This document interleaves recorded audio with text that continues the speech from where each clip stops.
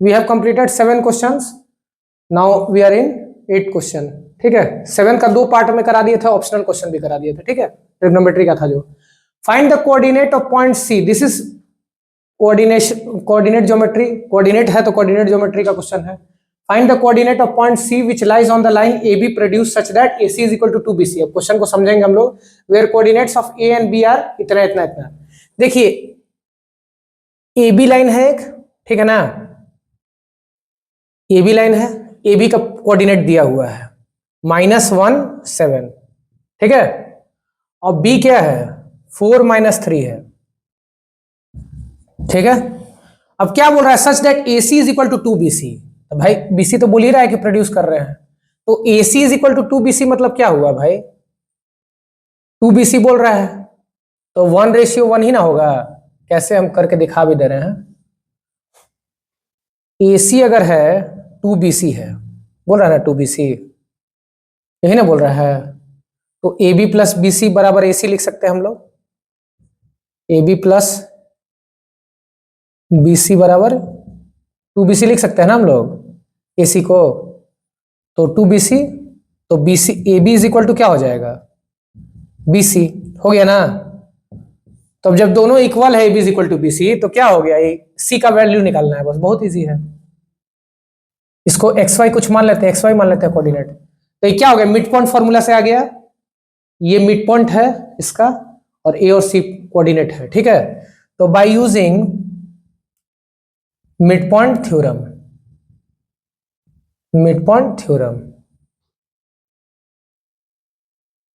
ठीक है, हम लोग जानते हैं x बराबर ये जो मिड पॉइंट होता है, देखो अब हम एक बार थ्योरम बता देते हैं, रिवीजन हो जाएगा। x1 x2 y1 है ये, और ये क्या है x2 y2 है। ठीक है, ये x2 y2 है, इसका मिड पॉइंट निकालना है। मान लो ए बी है, मिड पॉइंट का फॉर्मूला क्या होता है, ये m जो है, ये कोऑर्डिनेट जो होगा मिडिल वाला, ये तुम्हारा होगा x का कोऑर्डिनेट कितना होगा x1 प्लस x2/2। ऑब्वियस है भाई, मिड पॉइंट है तो ऐसे भी दोनों को जोड़ेंगे तो +/2 ही होगा, डिवाइड होगा, तो y, अगर y क्या हो जाएगा y1 प्लस y2/2। ठीक है, यही होगा।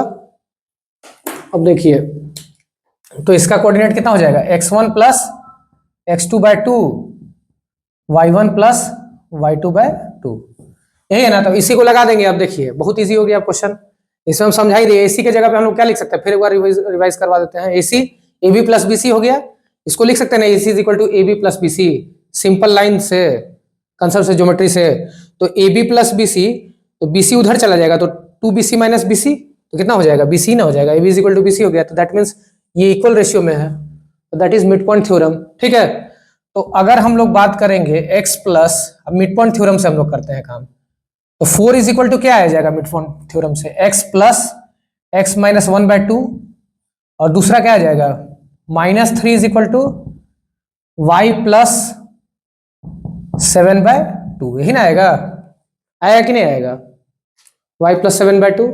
तो x minus 1 is equal to क्या होता है 2 इंटू 4, 8 हो गया, that means x is equal to 8 plus 1 9, यही ना हो गया 9। अब देखिए y प्लस, इसी तरह से यहां भी मल्टीप्लाई कर देंगे, y plus 7 is equal to 2 into -3 -6 हो गया, y plus 7 is equal to -6, तो hence y is equal to -6 - 7 कितना हो गया -13 हो गया। कोई दिक्कत समझ में आ गया ना सबको, यही है x और y का कोऑर्डिनेट। अब तुमको निकालना था c का कोऑर्डिनेट, तो c का कोऑर्डिनेट xy है ना, माने थे हम लोग, तो c का कोऑर्डिनेट कितना हो जाएगा x इज इक्वल टू 9 -13। ठीक है, c इज इक्वल टू कितना हो जाएगा 9 - 13।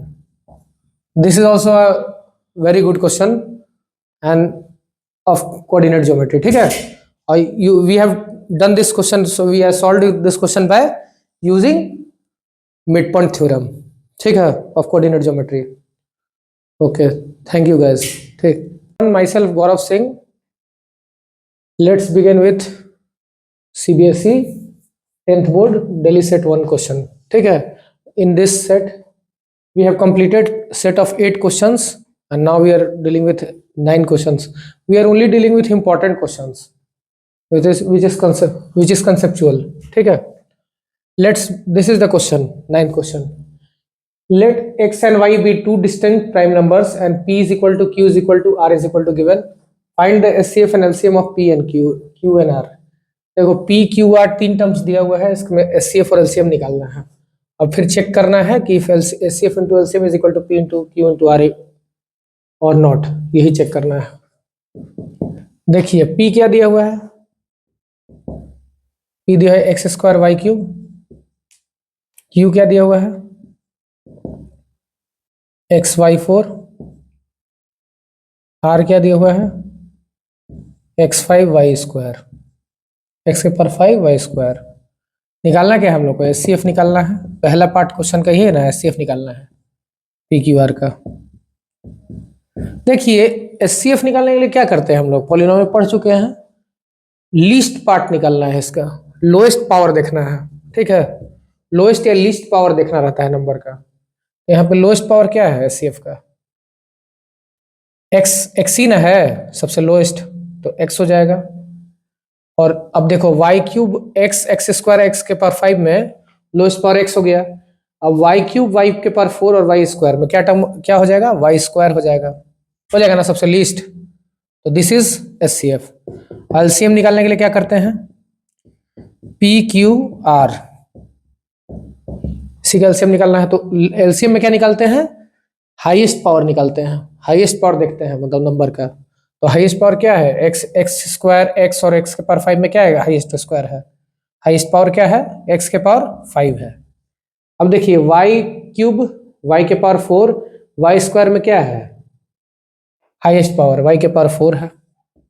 ठीक है, अब देखिए SCF हो गया LCM हो गया, ठीक है, निकाल लिए हम लोग। पहला पार्ट हो गया क्वेश्चन का। देखो एक फॉर्मूला बचपन में पढ़े थे हम लोग, SCF into LCM is equal to product of numbers, लेकिन 2 नंबर के लिए पढ़े थे। जब 2 नंबर होता था तब SCF into LCM is equal to product of numbers होता था ना, जब 2 नंबर के लिए, ओनली 2 नंबर्स के लिए, तो 2 नंबर्स के लिए होता था प्रोडक्ट ऑफ नंबर्स। लेकिन यहाँ पे ही नहीं लगेगा, ये फेल हो जाएगा। ठीक है, इसका यूज नहीं है यहाँ पे, हम बता दिए नॉलेज के लिए।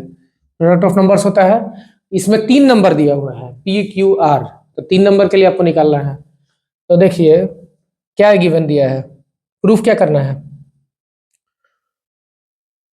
चेक क्या करना है, तो prove HCF into LCM PQR into LCM PQR, 3 number का SCF और LCM निकाल के, SCF LCM तो निकाल दिए हम, P into Q into R होगा कि नहीं होगा, यही ना प्रूफ करना है, और नॉट होगा कि नहीं होगा, यही ना लिखा हुआ है क्वेश्चन में। तो अब बताओ SCF इंटू LCM मल्टीप्लाई कर लेंगे as per the question, according to question we have to find out SCF into LCM। तो SCF इंटू LCM निकालने के लिए क्या करेंगे बताओ, x y square into x के पावर 5 वाई के पावर 4। अब इसको अगर मल्टीप्लाई करते हैं तो x इंटू एक्स के पावर 5 क्या हो जाएगा, x के पावर 6 हो जाएगा। वाई स्क्वायर इंटू वाई के पावर 4 क्या हो जाएगा, y के पावर 6 हो जाएगा ना। ऐसे भी होता है a के पावर m इंटू a के पावर n क्या होता है, पावर ऐड हो जाता है, यही ना होता है लॉ ऑफ एक्सपोनेंट, क्लास 7-8 में पढ़े हैं। ठीक है इतना आ गया। अब क्या निकालना है हम लोगों को, अब देखिए ये फर्स्ट टर्म हो गया, LHS हो गया, ये मान लो LHS, left hand side right hand side prove करना है। अब देखिए P into Q into R क्या होता है, मल्टीप्लाई करना होगा, और क्या, सिंपली मल्टीप्लाइंग पूछ रहा है। X square y cube into x y के पावर 4 इंटू एक्स के पावर 5 वाई स्क्वायर क्या होगा, यही ना दिया हुआ है, यही दिया हुआ है। अब देखिए एक्स स्क्वायर इंटू एक्स के पावर 5 कितना, एक्स के पावर 8 हो जाएगा ना। अब वाई स्क्वायर वाई के पावर 7 वाई के पावर 9 हो जाएगा, वाई के पावर 9 हो जाएगा। तो RHS, तो LHS RHS बराबर आ गया, नहीं आया, तो hence HCF into LCM not equal to P into Q into R, यही ना होगा। मतलब इसका आंसर क्या हो जाएगा प्रूफ में, बराबर नहीं होगा, नॉट होगा, और नॉट होगा इसका मतलब not equal to S F into LCM is not equal to P into Q into R. और ये 3 नंबर है इसीलिए लॉ नहीं होगा एप्लीकेबल। अगर 2 नंबर रहता है हमेशा S F into LCM product of numbers के बराबर रहता है, तो यहाँ पे 3 नंबर है इसीलिए आपका ये नहीं चलेगा यहाँ पे, ठीक है। तो प्रूव्ड, यही ना प्रूफ करना था। हाँ, दिस इज रिक्वायर्ड सॉल्यूशन, तो प्रूफ कर दिए। पहला हम लोग क्या किए, एचसीएफ और एलसीएम निकाले, उसके बाद एचसीएफ इंटू एलसीएम तीनों नंबर का देख के प्रूफ कर दिया, दोनों बराबर नहीं हुआ, मतलब यही नॉट आंसर हो जाएगा इसका, इट इज नॉट प्रूव्ड, ठीक है। Done, this is completed 8 questions and we are in 9th question, ठीक है। Now we are beginning with 9th question. It is another good question of coordinate geometry, ठीक है। Coordinate geometry का topic है इसका। तो इसमें क्या दिया हुआ है, पी क्यू आर, क्वेश्चन को पढ़ना होगा। P Q R the vertices of a right angle triangle, P Q R right angle at P, find the relationship between x and y, hence find all positive values of x for which y is equal to 2। देखो अब समझ में आया, question पढ़ने से क्या पता चला, राइट एंगल ट्रायंगल बनाना है, पहला तो यही है ना। राइट एंगल ट्रायंगल किस पे बोल रहा है, किस पे पी राइट एंगल दिया होगा, एट पी है, तो पी पे कर देंगे, और फिर क्यू ले लेंगे, यहाँ पे आर ले लेंगे। पी का वर्टिसेस कितना है, एक्स वाई है, क्यू का कितना है, -2 -3 है, आर का कितना है, 2 3 है, ठीक है। अब हम लोग जानते हैं, बहुत फेमस है, ई एच है मान लो, ये पी है, ये बी है, हाइपोटेन्यूस हो गया, ये परपेंडिकुलर हो, बेस हो गया, सबको पता है। तो जानते हैं हम लोग h square is equal to p square plus b square by Pythagoras theorem, ठीक है। तो एच स्क्वायर यहाँ पे क्या हो जाएगा, क्यू आर स्क्वायर हो जाएगा ना, और पी क्या हो जाएगा, पी क्यू स्क्वायर प्लस, और बेस क्या हो जाएगा, बेस पी आर स्क्वायर। इतना तो हमको मिल गया इससे, ठीक ना। ये तो क्लियर है, क्यों होगा ये, क्योंकि इसमें राइट एंगल एट पी है, ठीक है, and it is right angle triangle, ठीक है। पहला चीज पता चल गया इसमें, तो इसी का यूज करेंगे। देखो अब कोऑर्डिनेट ज्योमेट्री का बात हो रहा है, तो डिस्टेंस फॉर्मूला यूज करेंगे कोऑर्डिनेट ज्योमेट्री में। क्या डिस्टेंस फॉर्मूला होता है, डिस्टेंस फॉर्मूला के हिसाब से कोई डिस्टेंस अगर मान लो d इज इक्वल टू क्या हो गया, अगर इसके बीच का डिस्टेंस ही है तो क्या होता है, x2 - x1 का स्क्वायर प्लस y2 का माइनस y1 का स्क्वायर, पहले हम बता चुके हैं डेरिवेशन में, ठीक है। ये है तुम्हारा डिस्टेंस फॉर्मूला, इसी का यूज करेंगे, यूजिंग दिस। पूरा क्वेश्चन इसी पे बेस्ड है कोऑर्डिनेट ज्योमेट्री का, ठीक है। इसी का ये दो कंसेप्ट पता चल गया, ठीक है। ठीक है। अब बिगिन करेंगे, क्वेश्चन को बिगिन करेंगे। कंसेप्ट बता दिए, एक कंसेप्ट ये होगा, एक कंसेप्ट ये कंसेप्ट, दूसरा ये कंसेप्ट, ठीक है। अब इसमें हम लोग क्या बात करेंगे, देखिए अब सबका डिस्टेंस निकाल लेंगे। क्यू आर स्क्वायर फॉर्मूला पे जाएंगे हम लोग। Q R square is equal to क्या होता था, P Q square plus P R square होता है ना। तो ट्रायंगल पी क्यू आर है, right angle triangle at P है, ठीक है, इसीलिए कंसेप्ट हुआ, since it is a right angle triangle at क्या, राइट एंगल एट पी, ठीक है। अब देखिए क्यू आर अगर हम निकालते हैं, क्यू आर, तो क्यू आर क्या हो जाएगा बताइए, क्यू आर निकालिए। क्यू आर अगर निकालते हैं तो क्या हो जाएगा, 2 - 2 + 2 लिख सकते हैं, x2 - x1 का स्क्वायर, स्क्वायर है, स्क्वायर तो रूट हटा देगा, वो रूट जो है उस स्क्वायर के चलते हट गया, स्क्वायर किए तो, ठीक है। और दूसरा पॉइंट क्या है, 3 - 3, 3 + 3 हो जाएगा, ठीक है। अब पी क्यू देखिए, पी क्यू क्या हो जाएगा, पी क्यू हो जाएगा एक्स प्लस क्या हो जाएगा, x plus minus x plus 2 का स्क्वायर, ठीक है, plus Y minus y1 - y2, तो y प्लस 3 का स्क्वायर, ठीक है, ठीक है। अब देखिए पी आर स्क्वायर निकाल लेंगे, ठीक है, x माइनस उसी कंसेप्ट से, x माइनस कितना हो जाएगा, 2 है ना, यहाँ 2 का स्क्वायर हम ऐसे बता रहे हैं कि छोटा बच्चा भी समझ जाए, जो स्टार्टिंग फेज में पढ़ा हो कोऑर्डिनेट ज्योमेट्री। नहीं तो हम डायरेक्ट भी कर सकते थे इसको, y-3 का स्क्वायर। ठीक है, समझ में आ गया। हम लोग को क्या निकालना है, फाइंड द रिलेशनशिप। इस क्वेश्चन में क्या पूछ रहा है, find the relationship between x and y। तो इसी से निकलेगा ना। पूरा सॉल्व करते हैं इसको आगे। 4 का स्क्वायर कितना होता है, और यहाँ क्या है 6 का स्क्वायर। तो x प्लस 2 का स्क्वायर क्या हो जाएगा, a प्लस बी का whole square, a square plus b square plus 2a भी होता है। उसको निकालो, x स्क्वायर प्लस 2 का स्क्वायर क्या होगा 4 प्लस 2 इंटू 2x तो 4x plus y square plus 9 plus 2 into 3 6y हो जाएगा। ठीक है, प्लस एक्स स्क्वायर, ये फिर a माइनस बी का whole square, x square plus 4 minus क्या हो जाएगा, माइनस आ जाएगा 4x। ठीक है, हो जाएगा। और plus y square plus 9 minus फिर से माइनस हो जाएगा 6y हो जाएगा। ठीक है, हाँ। अब देखिए 4 स्क्वायर क्या है 16, 16 प्लस 36 हो जाएगा 16 प्लस 36। अब देखिए प्लस 4x और माइनस 4x कट गया, कैंसिल आउट कर देते हैं। प्लस 6y और माइनस 6y कैंसिल आउट कर देते हैं, तो कितना हो जाएगा 2x स्क्वायर प्लस कितना हो जाएगा 2x square plus 2y square हो जाएगा ना। इधर 13 प्लस 13 देखो 13 9 प्लस 4 13 हो गया, और यहाँ पे 13 13 26 हो जाएगा। हो गया ना 26, जोड़ने के बाद कांस्टेंट टर्म जितना है, तो 36 प्लस 16 कितना हो गया 52, 2x square plus y square plus 13। ठीक है, नहीं 13 इंटू 2 इसको लिख सकते हैं। ठीक है, तो 2 कॉमन ले लिए यहां से, x square plus y square plus 13 हो जाएगा यहाँ पे, क्योंकि यहाँ दिख रहा है हमको। और यहाँ 2 इंटू 52 को 26 लिख सकते हैं, 2 2 कैंसिल आउट हो गया ना कॉमन लेने के बाद। तो x square plus y square क्या हो जाएगा, हाँ एक्स स्क्वायर समझ में आ रहा है ना। X square plus y square is equal to 26 minus 13 क्या हो जाएगा 13 हो जाएगा। तो x square plus y square is equal to 13। This is required relationship between x and y. This is the relationship between x and y. तो पहला part तो हम लोग क्वेश्चन का कंप्लीट कर लिया, find the relationship between x and y, ये relationship हो गया।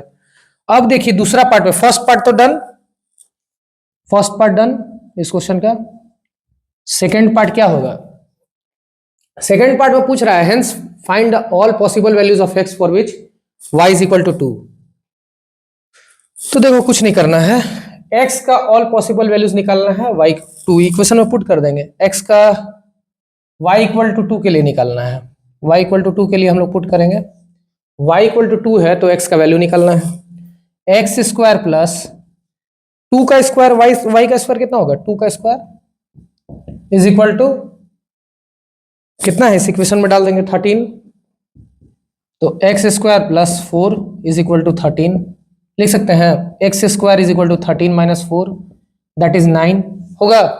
वैल्यू पुट करने के बाद इस इक्वेशन में, यही ना इक्वेशन था, x square plus y square, हम लोग जो रिलेशन निकाल रहे हैं इज इक्वल टू 13 था, इसमें हम पुट कर दिए वाई का वैल्यू, समझ में आ गया ना। तो x square is equal to 13 है, 9 आया फाइनल, तो 13 माइनस 4 9 हो गया। तो x is equal to under root 9 लिख सकते हैं, यहाँ पे स्क्वायर है तो अंडर रूट 9 मतलब कितना हो जाएगा प्लस माइनस 3 दोनों वैल्यू हो जाएगा। x is equal to 3 as well as minus 3। तो x का कितना ऑल पॉसिबल वैल्यूज में क्या आंसर हो जाएगा 3 और माइनस 3, यही आंसर हो जाएगा final. Find all possible values of x for which y is equal to 2। तो समझ गया कंसेप्ट, डिस्टेंस फॉर्मूलाज का यूज करके हम ये क्वेश्चन को सॉल्व कर दिए हैं। पहला क्वेश्चन में पहला क्या था, रिलेशनशिप निकालना था, सिंपल स्ट्रेटेजी अपनाए, और दूसरा था पॉसिबल वैल्यूज ऑफ एक्स निकालना था, तो एक्स वैल्यू पुट कर दिया, हो गया खत्म। This is another conceptual and good question. ठीक है, डन। मेरा ये क्वेश्चन सीरीज चलते रहेगा डेली ऑन डेली बेसिस, लेकिन आप लोग PYQ सॉल्व करिए पिछले 15 साल का, 20 साल का, और I will be dealing with only conceptual questions in this series. आप लोग को फोकस करना है खाली class 10th students as well as all board students, 12th, 10th and class 8 students.